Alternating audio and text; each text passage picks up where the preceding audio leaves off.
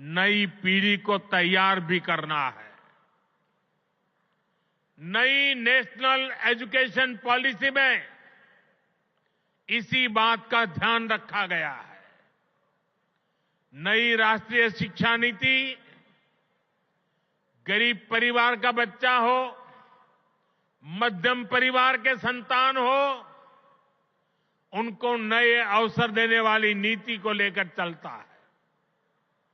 हमारे देश में मध्यम वर्ग परिवार के बच्चे हो, गरीब परिवारों के बच्चे हो, उनके लिए डॉक्टर बनना, इंजीनियर बनना, बड़ी अदालत में खड़े होकर के वकालत करना, ये सारे सपने उनके भी होते हैं।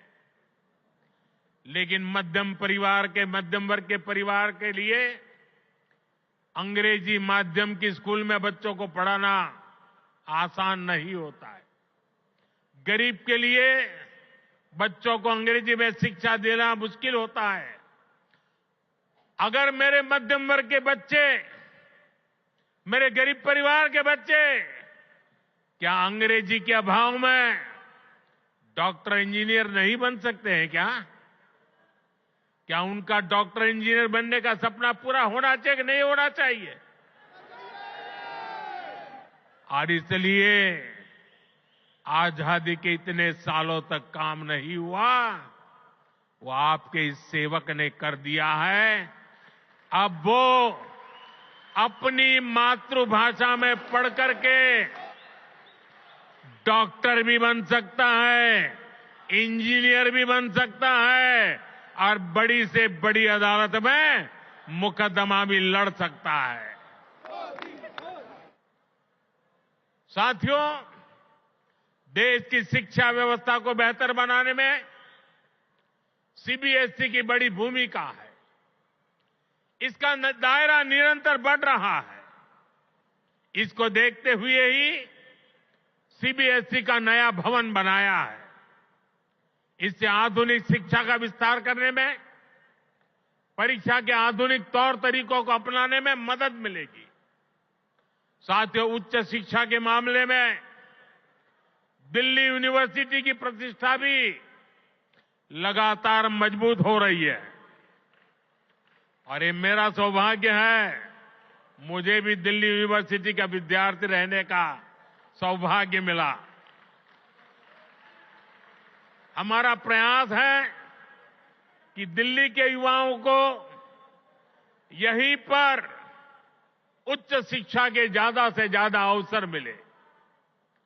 आज जिन नए परिसरों का शिलान्यास किया गया है, इससे हर वर्ष सैकड़ों नए साथियों को डीयू में पढ़ाई का अवसर मिलेगा।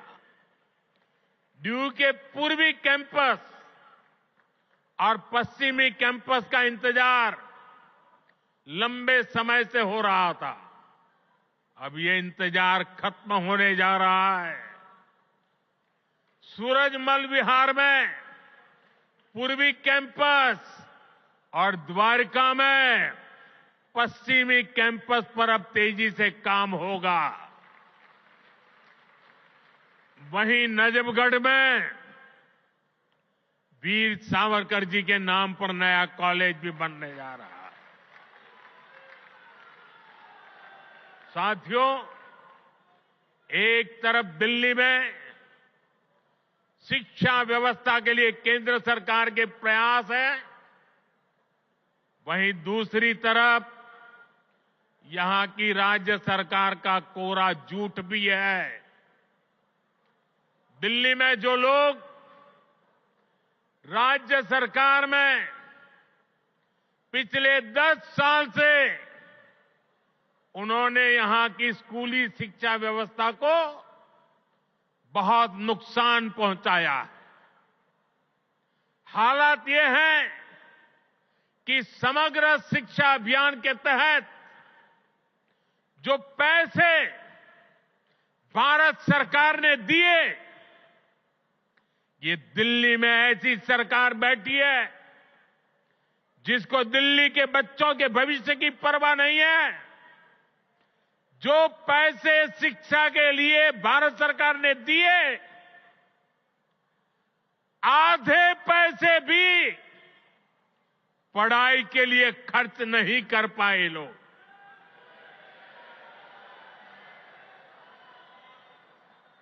साथियों, ये देश की राजधानी है। दिल्ली वासियों का हक है।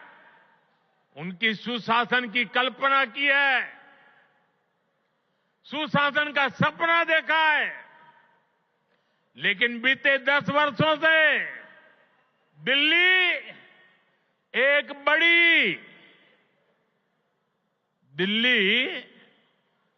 एक बड़ी आपदा से घिरी है। अन्ना हजारे जी को सामने करके कुछ कट्टर बेईमान लोगों ने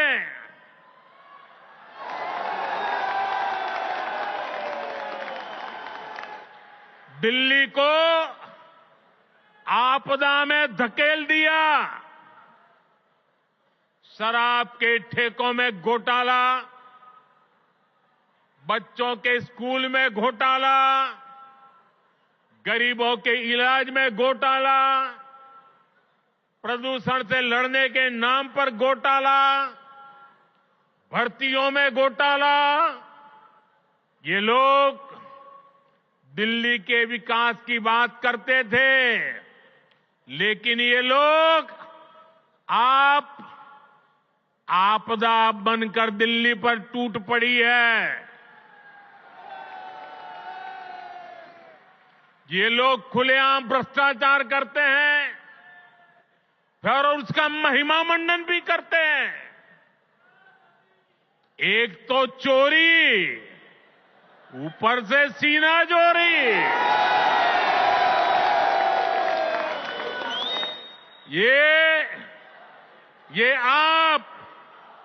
ये आपदा दिल्ली पर आई है और इसलिए दिल्ली वालों ने आपदा के विरुद्ध जंग छेड़ दी है। दिल्ली का वोटर दिल्ली को आपदा से मुक्त करने की ठान चुका है। दिल्ली का हर नागरिक कह रहा है, दिल्ली का हर बच्चा कह रहा है, दिल्ली की हर गली से आवाज आ रही है, आपदा को नहीं सहेंगे, बदल के रहेंगे। आपदा को नहीं सहेंगे, आपदा को नहीं सहेंगे, आपदा को नहीं सहेंगे, आपदा को नहीं सहेंगे। साथियों, दिल्ली देश की राजधानी है। बड़े खर्चे वाले बहुत से काम यहां जो होते हैं वो भारत सरकार, केंद्र सरकार के जिम्मे है। दिल्ली में ज्यादातर सड़कें, मेट्रो, बड़े बड़े अस्पताल, बड़े बड़े कॉलेज कैंपस, ये सब केंद्र सरकार ही बना रही है।